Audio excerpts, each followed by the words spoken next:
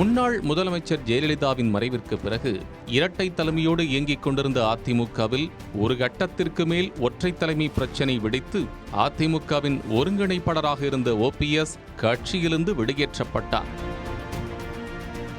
அதன் பிறகு ஒற்றை தலைமையாக உருவெடுத்த எடப்பாடி பழனிசாமி பாஜகவுடன் கூட்டணி வைத்திருந்த நிலையில் அண்ணாமலை மீதான அதிருப்தியின் காரணமாக கூட்டணியிலிருந்து வெளியேறுவதாக அறிவித்தார். அப்போது இருந்தே எடப்பாடி பழனிசாமி பிரச்சனைக்கு மேல் பிரச்சனைகளை சந்தித்து வருகிறார்.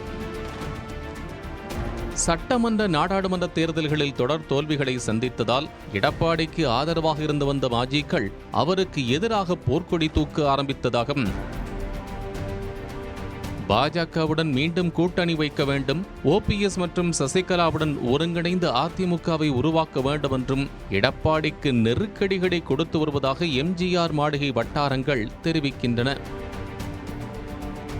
இத்தகைய சூழலில் பாஜகவும் தன் பங்கிற்கு கூட்டணிக்காக எடப்பாடியரிடம் பேச பல காய்களை நகர்த்தியதாகவும், ஆனால் எதுவுமே பலனளிக்காமல் இருந்து வருவதாகவும் சொல்லப்படுகிறது. இந்த நிலையில்தான் மாஜிக்கடை வைத்து எடப்பாடியை ஆஃப் செய்ய பாஜக திட்டமிட்டதாகவும், ஆனால் அந்த பிளான் ஒர்க் அவுட் ஆகாமல் இருப்பதால் தங்கள் அடுத்த வெப்பனை பாஜக மாற்றியதாகவும் அரசியல் விமர்சகர்கள் கருத்து கூறுகின்றனர். அந்த புது ஆயுதம் வேறு யாரும் இல்லை, முன்னாள் அமைச்சர் SP வேலுமணியும் செங்கோட்டையனும் தான் என்கின்றனர் விவரம் அறிந்தவர்கள். எடப்பாடி பழனிசாமியை கலற்றிவிட்டு அதிமுகவை தன்வசப்படுத்த வேலுமணியும் செங்கோட்டையனும் அவ்வப்போது சில பஞ்சாயத்துகளை கூட்டியதாக சொல்லப்பட்டது.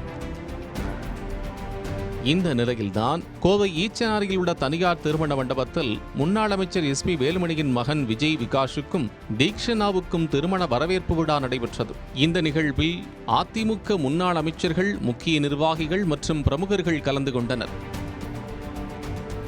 மேலும் பாஜகவிலிருந்து மாநில தலைவர் அண்ணாமலை, மத்திய இணையமைச்சர் முருகன், முன்னாள் ஆளுநர் தமிழிசை சவுந்தரராஜன், குஷ்பு உள்ளிட்டோரும் கலந்து கொண்டனர். அப்போது அண்ணாமலையிடம் முன்னாள் அமைச்சர் தங்கமணி உள்ளிட்டோர் நீண்ட நேரம் உரையாடி நலம் விசாரித்தனர்.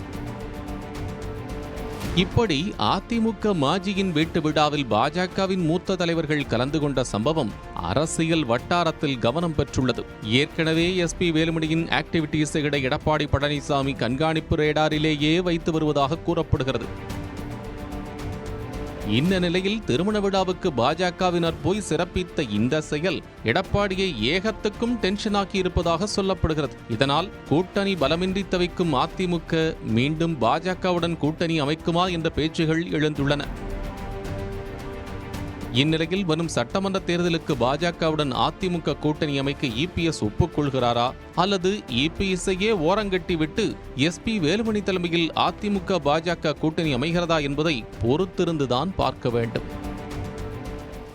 மற்றும் தமிழ்நாடு மின்சார வாரியம் இணைந்து வழங்கும் சிக்கனமும் பாதுகாப்பும் யூஸ்ஃபுல் டிப்ஸ். மின் நுகர்வோர் சேவை மையம். மின் கட்டணம் தொடர்பான சந்தேகங்கள், இலவச மின் இணைப்பு குறித்த தகவல்கள், பழுதடைந்த மின் கம்பங்கள் அல்லது பில்லர் பாக்ஸ் குறித்த தகவல் தர, மின் இணைப்பு பெயர் மாற்றம் குறித்த சந்தேகம், இவை அனைத்திற்கும் 9497 9497 என்ற எண்ணை தொடர்பு கொள்ளவும்.